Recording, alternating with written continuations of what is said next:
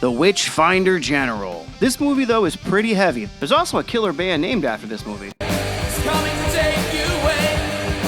Find you guilty, witchwoman, because I'm the WitchFinder General. Well, the first two albums and that first live record, that third record, or fourth, I guess, we're just not going to talk about. This is also known as The Conqueror Worm. This 1968 horror drama movie is loosely based off of Matthew Hopkins, a self-appointed witch hunter during the English Civil War in the 1600s. He was a brutal SOB. He had weird, sick, twisted ways of finding out if you were a witch or not. This was directed by Michael Reeves, who passed away just a few months before the movie was actually released. Alright, let's find ourselves some devil-worshipping evils. That is no proof of witchcraft in itself. We open our movie with a witch being unalive. Okay, so right away. This was unfortunately very common back then. And on looking is Matthew Hopkins, played by Vincent Price. Then we roll to our title screen and opening credits. Very eerie picture during it, too. We get a quick narration of what's going on in the world, and then we meet Richard, played by Ian Ogilvy. He's our lead, and his buddy Robert Swallow is played by Nick Hansen. They are troopers returning from the battle, and all Richard has is one thing on his mind, his lady Sarah, and I do not blame him. But on their way back, they get ambushed. His squad is led by Captain Gordon, played by Michael Bent, and they are not taking garbage from anyone. These three fellas chase after the bandits. Swallow is one of them. There's also Harcourt, played by John Thurman, and Guilford, played by Bill Maxwell. Richard stays with the horses. So you're just gonna leave your buddy there, huh? Richard turns out to actually be the hero. Surprise, mother...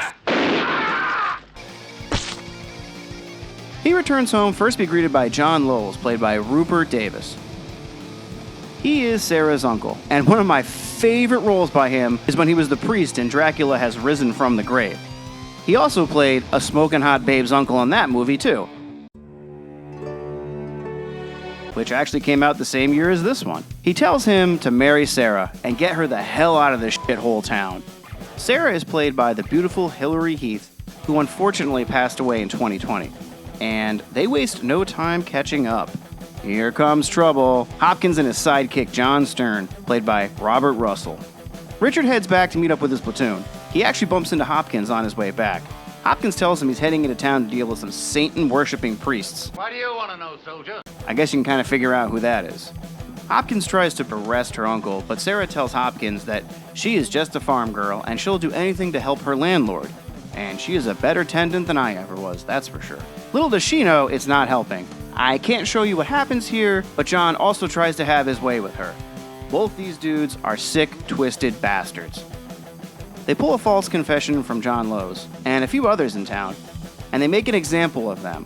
What they do is first dump them into the moat because I guess if you're a witch, you will float back to the top and still be alive. They swim. One of the poor girls drowns,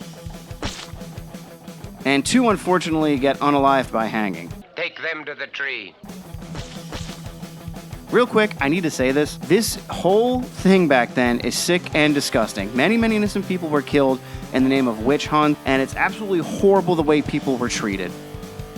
While out fighting for the king, Richard gets word of what happens to Sarah's uncle. It's a mass hanging. Who? Witches, I heard. 2 women and a priest. Where was the priest from, man? Brandeston, I suppose. A brave old boy for all his white hairs. He goes AWOL and heads back to check on her. He returns to find the church ransacked and Sarah not in a good place. Sarah tells Richard the whole story, and she is completely honest with him. Richard makes a promise to her that he's going to go after Hopkins and Stern and make them pay. Revenge tour time.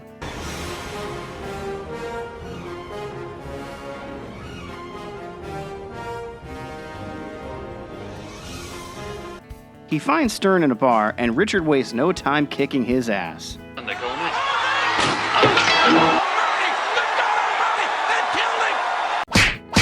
John makes an escape, and Richard races after him.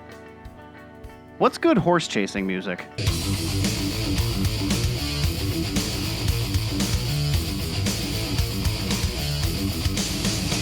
Richard has to return to his unit with his buddies Robert, Harcourt, and Guilford. He tells them he's going to find Hopkins and Stern when he gets the chance. That's a fine horse you've got there, friend. The army needs mounts of such caliber. I am not selling.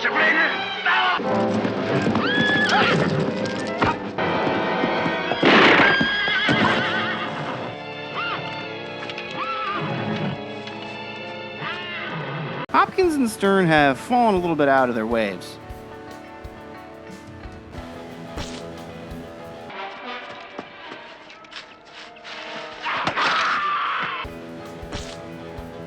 And now, Stern seeks revenge on Hopkins.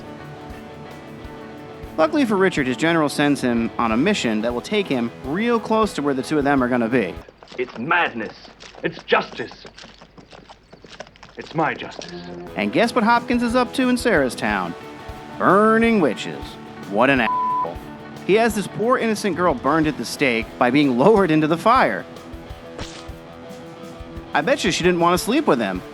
This poor girl's name was Elizabeth, and she's played by Maggie Kimberly. And her boyfriend Paul is played by Paul Ferris. We are going to see him again in just a little bit. Stern gets to the town before Richard and his crew. WitchFinder? Greetings, Stern. That all you've got to say after leaving me there with Cromwell's men? Well, I provided us both with the opportunity to escape. By the way, do you know what they call me now? What? WitchFinder General. That silver-tongued devil. And Marshall is not going to give up. He's proved that to us already. Then we have to get him before he gets us, right? We have the power to do it.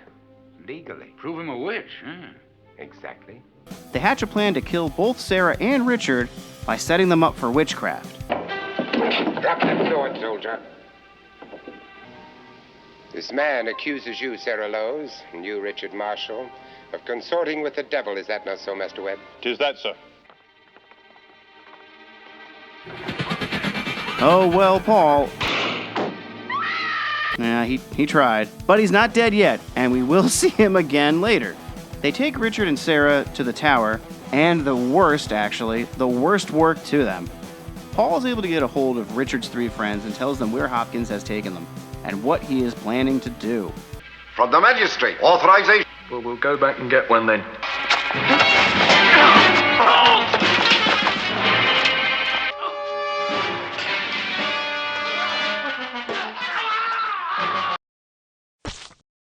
Before they are able to really torture and mutilate Sarah, Richard gets free, and he fucks Stern up. Good! I hate that guy. Then Richard gets his revenge on Hopkins with an axe. And I can't show you this, but he goes to town on Hopkins. God!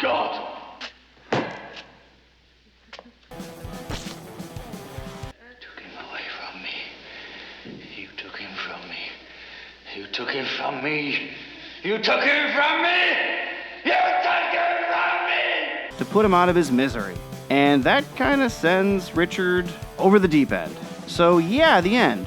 Not a happy ending, but at least the bad guys got killed. Vincent Price is such a great, evil, Bible-banging dick enforcer in this movie. Richard and poor Sarah clearly get the shit end of the stick in this movie. Richard really overcomes his grief of what happens to Sarah and John, and he loses his mind, and he's able to kill the bad guy, but you can tell at the end he is clearly scarred for life. His three buddies are a good supporting cast too, and poor Paul. Man, that guy loses his girlfriend, and he gets shot, stabbed, and not even a thank you for pretty much saving everybody at the end there. I hope they throw Stern off the top of the tower, by the way. I like this one. It's pretty gruesome, it's pretty intense, but it's got a great story to it. It's dark, it's bleak, yeah, it's depressing, but again, the story is there. So I do recommend this one, but hold off on the pizza and the beer till afterwards. You may need to use that as a coping mechanism.